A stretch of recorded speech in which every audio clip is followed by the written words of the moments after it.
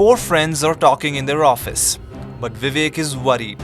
He is anxiously looking at his phone and tapping his head. Then his friend Sunil asks him, "What happened? Why was he worried?" Vivek says, "What shall I say? I have become a victim of fraud." Sunil asks him to elaborate. Vivek says online shopping has cost him dearly. Sunil then again asks him to elaborate. Vivek orders smartphone on his laptop. Pankaj asks him what was he up to. Vivek says he has ordered a smartphone. He just needs to make the payment. After that, Vivek says that the payment has failed. Pankaj tells him that the money will be refunded in 2 days. 2 days later, Vivek was still worried. Pankaj asks him what happened. Vivek says the smartphone order that he had placed a day before yesterday, the money for that hasn't been refunded yet. Pankaj says, "What's the big deal in that?" He advises Vivek to file a complaint on his bank's Twitter handle. Vivek says it's a good idea. He would do it right then. Vivek's phone rings. The caller asks, was he speaking with Vivek Sinha? Vivek says yes.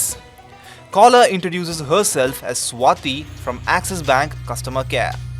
The caller says that Vivek's complaint number is 000000.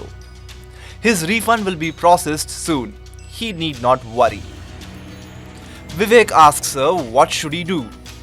The caller advises Vivek that he can go to the bank's main branch, but it can also be done on phone. Vivek asks her how. The caller says she was processing Vivek's request. She asks Vivek to stay online. A link will be sent for verification. As soon as Vivek will click on that link, the money will be transferred to his account. Sitting with all four friends, Vivek says what else can he say now? The balance in his account is also gone now. You have seen that Vivek is not alone who has fallen prey to this kind of fraud. Such cases are increasing rapidly these days on Twitter. Here, complaints related to banks, insurance and EPF frauds are being monitored. By collecting details of the complainant, they are being defrauded. Not only that, but there are also fake accounts of various banks on Twitter.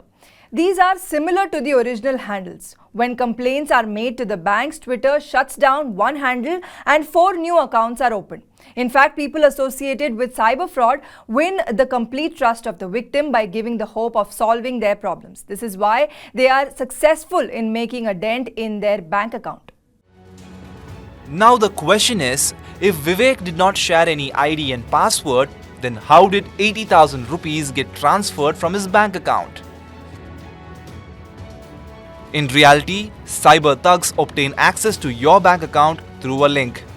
Through this, they get all kinds of confidential information.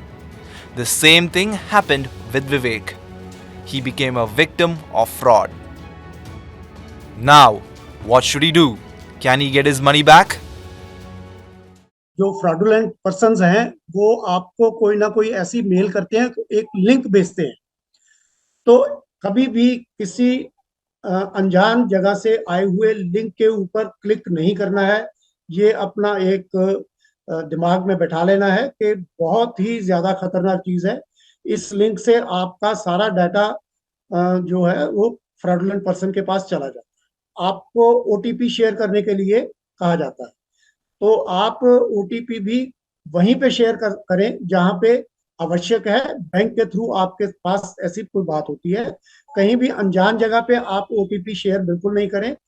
Now the question is, what is Vivek's biggest mistake in the whole case? There can be several reasons behind the failure of net banking transactions. The money deducted from the bank account is refunded in 2 to 3 days. It is important to be patient and wait for refund cycle to complete. If the money is not credited, then a complaint can be filed with the bank's registered customer care. Understand this well, that there is no need to click on any link or share OTP to get money credited in a bank account.